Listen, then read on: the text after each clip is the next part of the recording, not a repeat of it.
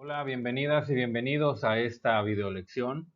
Vamos a hablar sobre las modalidades de las obligaciones. Este tema de las modalidades de las obligaciones es nuestro cuarto tema dentro de la primera unidad. Ya hemos visto las definiciones de las obligaciones, los sujetos, los objetos y los elementos de la relación jurídica. Ahora toca el cuarto tema y este lo vamos a dividir en dos partes. Esta primera parte, que es sobre la posición doctrinal alrededor de las modalidades de las obligaciones, y posteriormente vamos a hacer un análisis ya puntual sobre lo que se encuentra en cada uno de los códigos civiles de la República o algunos de los más representativos de la República. Así que bienvenidas y bienvenidos. Esta primera lámina lo que nos plantea es por qué debemos de identificar modalidades en las obligaciones. Y lo que nos dice es que las obligaciones de manera natural o de manera normal, ordinaria, vamos a decirlo así, están caracterizadas porque siempre hay un sujeto en el acreedor, un sujeto en el deudor, o porque solo hay un objeto en la obligación, es decir, solo hay una cosa que dar, o una cosa que hacer, o una cosa que no hacer. Pero hay otro tipo de obligaciones en las que hay más de una persona en el lado de los acreedores y solo hay una persona en el lado del deudor. Digamos, en unos préstamos donde van 3 o 4 personas y de manera conjunta piden este préstamo en el banco, estaríamos en uno de los tipos de las modalidades de las obligaciones con pluralidad de deudores y solamente un acreedor. Esto sería suficiente para sacar esta obligación de lo que nosotros conocemos como obligaciones ordinarias y convertirlo en una obligación con cierta modalidad. La otra es cuando hay más de una cosa que hacer, una cosa que dar o una cosa que no hacer en la obligación. Es decir, digamos que tenemos algo que dar y aparte de que tenemos que dar algo, tenemos que hacer.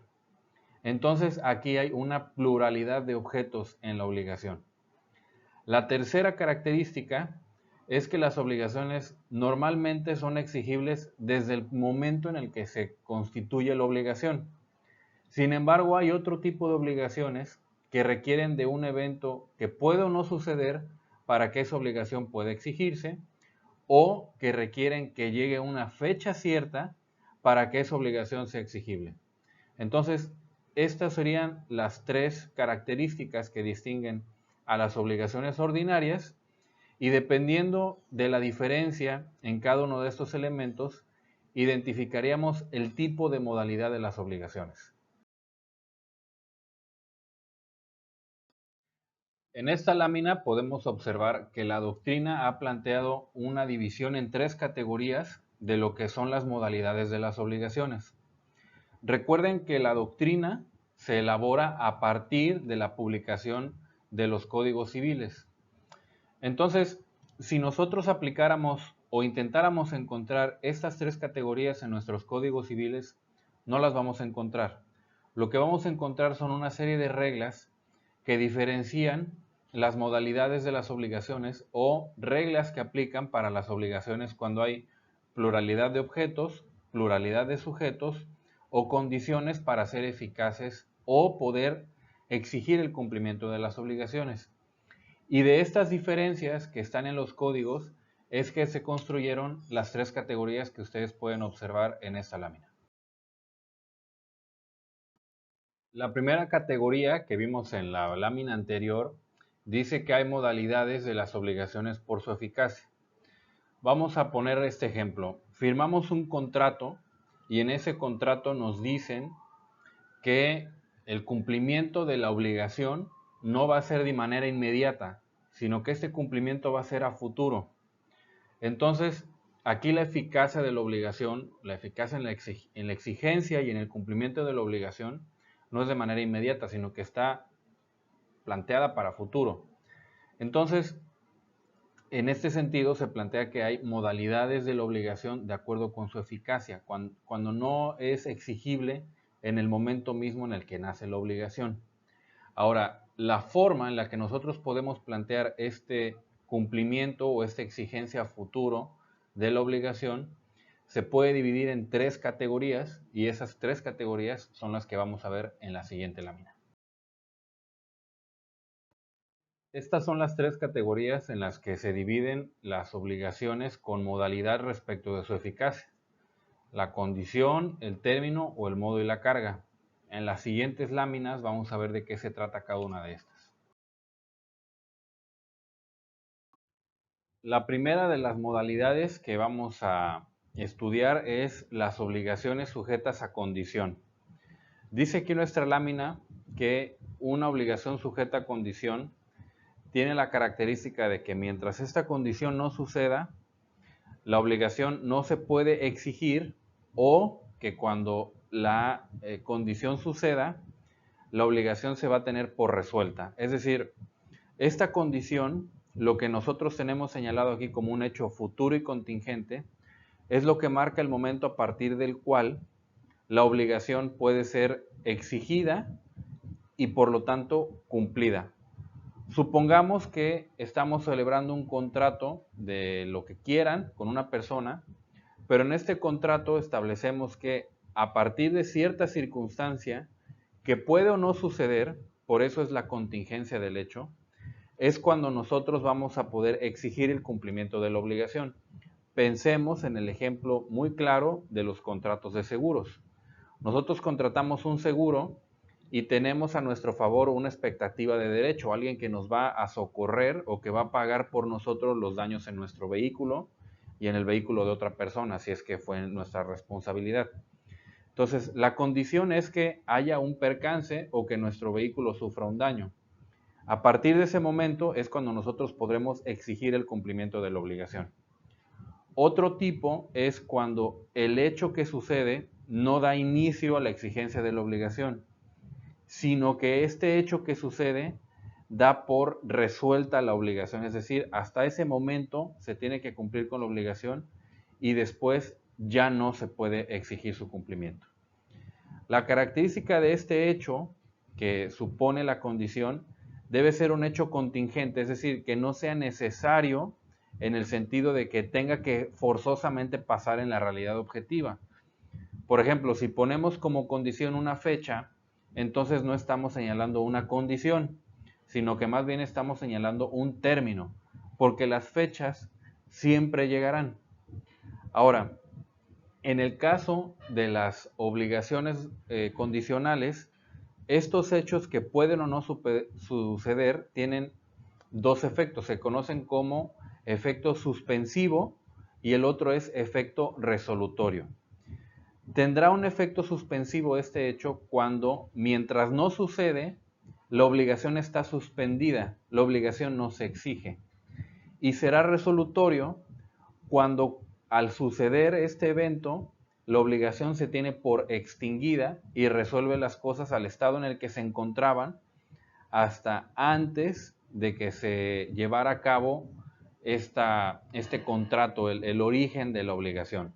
Ahora, el que restablezca las cosas al momento de su origen no quiere decir que todos se tengan que devolver lo que adquirieron. Es decir, si yo te di algo, me lo tienes que devolver, porque si la obligación es de dar, entonces no se trata de que yo te devuelva lo que me diste, sino que regresa las cosas al estado en el que se encontraban, es decir, no hay ninguna obligación de nadie. Nadie puede exigir nada y nadie está obligado a cumplir con ninguna obligación. El otro tipo de modalidad de las obligaciones son aquellas que están sujetas a término. La diferencia con las que están sujetas a una condición es que en aquellas que tienen un término, este hecho es un hecho cierto, es un hecho necesario, tiene que pasar, no hay forma de que no pase. Y de la misma forma que en las otras, este hecho que tiene que pasar, este hecho cierto, necesario, tiene 2 efectos, tiene un efecto suspensivo y un efecto resolutorio. Comparemos el ejemplo anterior del seguro de autos. En el caso del seguro de autos no podríamos decir que está sujeto a término, porque no sabemos si nos va a suceder un accidente o no, no sabemos qué día o a partir de qué día vamos a tener daños en nuestro vehículo.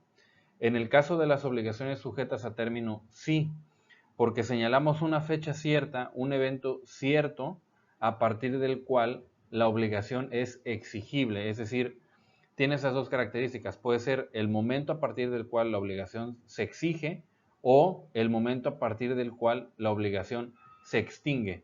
Es algo que necesariamente va a pasar.